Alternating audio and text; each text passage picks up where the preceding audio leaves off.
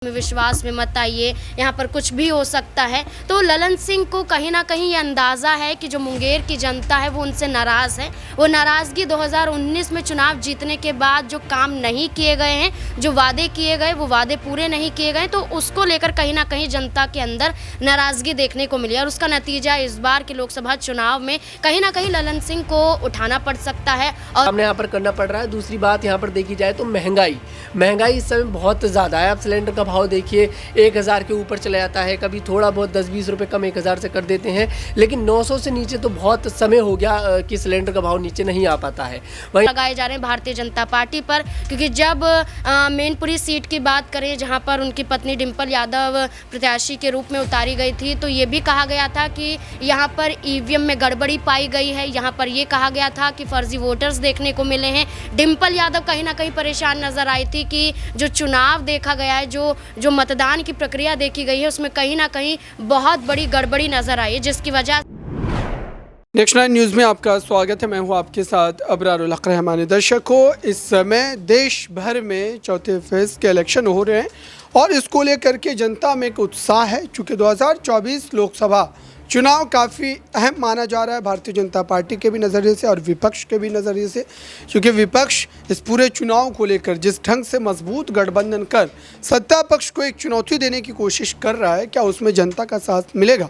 और ख़ास तौर से इन्हीं तमाम मामलों पर आज विस्तार से हम चर्चा करेंगे, क्योंकि इस समय वोटिंग शुरू हो चुकी है। लोग अपने अपने मतदान केंद्रों पर पहुंचकर अपने मताधिकार का इस्तेमाल करना शुरू कर चुके हैं और इस समय न्यूज़ रूम में तमाम सहयोगी भी सुबह सुबह हमारे साथ पहुंच चुके हैं। चूँकि इलेक्शन का दिन है तो जाहिर सी बात है कि हमारा भी काम बढ़ जाता है। तमाम सहयोगी जो हैं इस समय उनसे समझते हैं कि आखिरकार जो कई अहम सीटें हैं उनको लेकर के क्या लगता है, ख़ास करके अखिलेश यादव की सीटें या फिर जो है मुंगेर की सीटें, इन सीटों को लेकर के क्या कहा जा सकता है? क्या यहाँ पर जो दिग्गज चेहरे हैं उनको जनता का साथ मिलेगा या फिर हार का सामना करना पड़ सकता है, ख़ास तौर से अखिलेश यादव की जो कन्नौज वाली सीट? जैसे कि आपने बिहार और उत्तर प्रदेश की सीटों को लेकर चर्चा की और आपने कहा कि अगर हम बिहार की मुंगेर सीट के बारे में बात करें तो मुंगेर सीट पर कहीं ना कहीं ललन सिंह हैं जेडीयू पार्टी की तरफ से, और राजद की तरफ से अशोक महतो की पत्नी अनीता देवी चुनावी मैदान में उतरी हैं। जहां तेजस्वी यादव, जहां लालू प्रसाद यादव, जहां मुकेश सहनी यहाँ पर अशोक महतो की पत्नी को जिताने के लिए चुनाव प्रचार करते हुए कई बार नजर आए। मंच पर अशोक महतो की पत्नी को लेकर तारीफें करते हुए दिखाई दे, जनता से जोड़ने की कोशिश करते हुए नजर आए। तो वहीं ललन सिंह हैं, वो कहीं ना कहीं अपनी घबराहट को दिखाते हुए नजर आए थे, जब वो ये कहते हुए नजर आए थे कि अति आत्मविश्वास में मत आइए, यहाँ पर कुछ भी हो सकता है। तो ललन सिंह को कहीं ना कहीं ये अंदाज़ा है कि जो मुंगेर की जनता है वो उनसे नाराज़ है। वो नाराज़गी 2019 में चुनाव जीतने के बाद जो काम नहीं किए गए हैं, जो वादे किए गए वो वादे पूरे नहीं किए गए, तो उसको लेकर कहीं ना कहीं जनता के अंदर नाराज़गी देखने को मिली और उसका नतीजा इस बार के लोकसभा चुनाव में कहीं ना कहीं ललन सिंह को उठाना पड़ सकता है। और आज वैसे ही वोट शुरू हो चुके हैं, जनता अपना मत का प्रयोग करती हुई नज़र आ रही है, वोट डालती हुई नज़र आ रही है। और वहीं ये देखा जा रहा है कि जहां अभी तक बिहार से कोई भी खबर निकलकर सामने नहीं आई है, तो वहीं उत्तर प्रदेश की बात करें तो अखिलेश यादव वोटिंग से पहले ही बड़ा आरोप भारतीय जनता पार्टी पर लगाते हुए नजर आ रहे थे।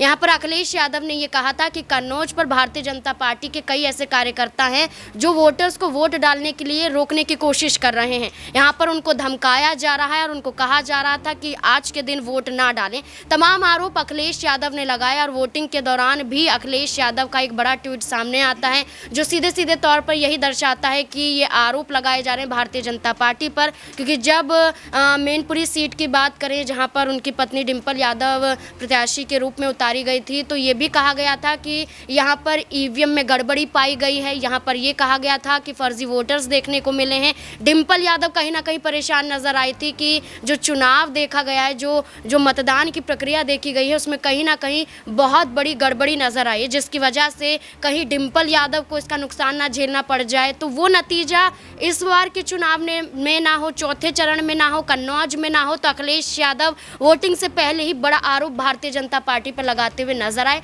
लेकिन अब देखना होगा, क्योंकि कन्नौज तो वैसे ही समाजवादी पार्टी का गढ़ कही जाती है। यहाँ पर चुनाव समाजवादी पार्टी कई बार जीतती हुई नजर आई। अखिलेश यादव ने जीत दर्ज की है, डिम्पल यादव ने जीत दर्ज की है, मुलायम सिंह यादव ने जीत दर्ज की है। लेकिन 2019 में जो सुब्रत पाठक के मुकाबले डिम्पल यादव जीत नहीं दर्ज कर पाई थी, उसका कहीं ना कहीं बदला अब अखिलेश यादव लेते हुए नजर आएंगे। इसलिए मुकाबला सुब्रत पाठक और अखिलेश यादव के बीच में देखने को मिल रहा है।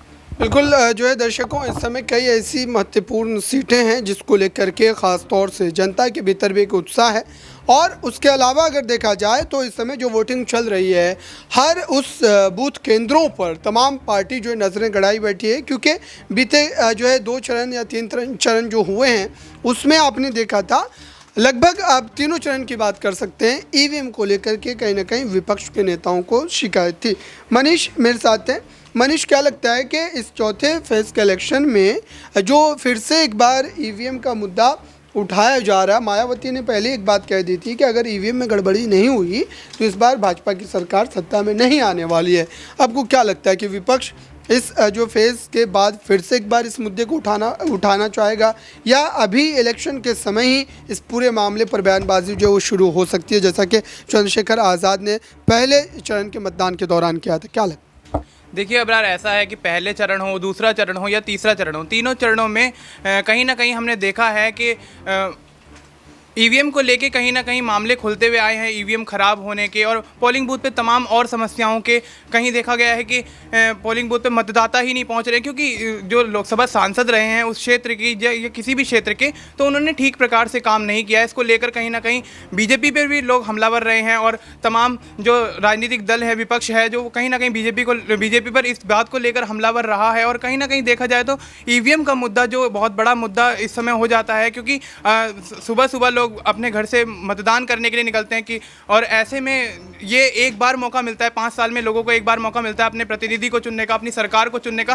तो ऐसे में अगर ईवीएम खराब होने जैसा मामला सामने आएगा और यह आता है तो कहीं ना कहीं मतदाताओं का जो मोरल है वो डाउन हो जाता है। और उसको देखते हुए कहीं ना कहीं ये लगता है कि वो उस पार्टी से या जिस भी अपने कैंडिडेट को वोट देने जा रहे हैं उससे कहीं ना कहीं पिछड़ते हुए नजर आ रहे हैं। क्योंकि देखा जाए तो कहीं ना कहीं लोग जो है सांसद के या किसी प्रतिनिधि के काम को देखकर ही वोट देते हैं, या उनकी चीज़ों को या उनके किए गए कार्यों को देखकर ही वोट दिया जाता है। तो इस तरीके के अगर मुद्दे सामने आते हैं, ठीक प्रकार से काम ना करना, क्षेत्र में विकास ना होना, बिजली पानी की समस्या होना, मोस्टली ऐसा देखा गया है कि ग्रामीण इलाकों में इस तरह की समस्याएं आती हैं कि बहुत से लोगों ने पहले, दूसरे और तीसरे चरण में इस चीज़ को लेकर खासतौर पर बीजेपी पर, बहुत सारे बीजेपी के ऐसे प्रत्याशी रहे जिन पर लोग बाग हमलावर रहे हैं इस चीज़ को लेकर। तो कहीं ना कहीं मैं मानता हूँ बीजेपी इस समय पिछड़ती हुई इस चीज़ से नज़र आती है। और देखा जाए तो आज के दिन, चौथे चरण के मतदान वाले दिन भी विपक्ष जो है बीजेपी पर तमाम और मुद्दों को और यहां तक कि ईवीएम के मुद्दे को लेकर हमलावर कहीं ना कहीं रहता हुआ दिख सकता है।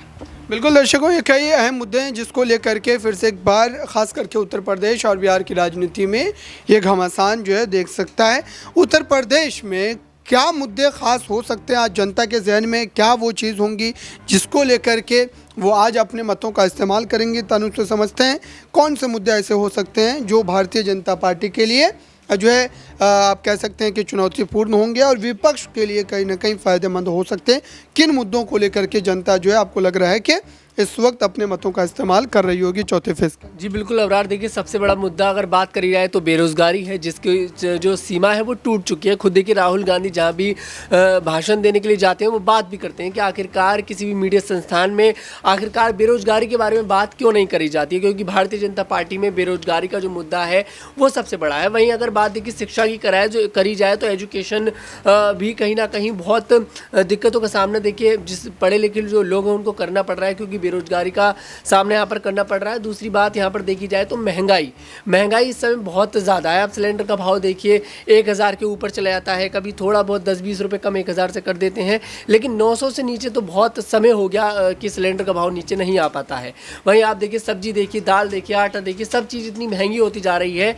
ऐसे में तो कहीं ना कहीं विपक्ष जो है वो मजबूती के साथ इस मुद्दे को बनाता है और जो मतदाता होते हैं उन तक ये बात पहुँचाने की कोशिश करता है। ऐसे में आपने देखा होगा कि इस बार शुरुआत से ही आप पहले चरण से देख सकते हैं कि बहुत ज़्यादा चुनाव का बहुत ज़्यादा बहिष्कार भी किया गया है बहुत सी जगह पर। आज भी इस तरह की बहुत खबरें आ रही हैं कि वहाँ चुनाव रोका गया, वहाँ चुनाव नहीं करने दिया जा रहा है। ऐसी बहुत तरह की खबरें आ रही हैं कन्नौज से, जैसे कि अभी आपने बताया कि अखिलेश यादव ने देखिए अपने सोशल मीडिया प्लेटफॉर्म एक्स पर जानकारी साझा करी है कि ईवीएम खराब होने की शिकायत है और अभी तक एक बूथ है कि वहाँ पर पोलिंग तक स्टार्ट नहीं हुई है। ऐसे में अगर इन सभी समस्याओं का सामना करना पड़ेगा तो भारतीय जनता पार्टी को दिक्कतों का ज़रूर सामना करना पड़ेगा और दिक्कत इस बार 2024 के चुनाव में बिल्कुल। दर्शकों, इस पूरे मामले पर अगर देखा जाए तो जनता के भीतर कई मुद्दे ऐसे होंगे जिनको लेकर के वो इस समय जो वोटिंग के लाइन में कतार में लगे होंगे वो सोच रहे होंगे, और ख़ास तौर से ये 5 सालों के लिए केंद्र में चुनने वाली सरकार के लिए लोग अपने मतों का इस्तेमाल कर रहे हैं।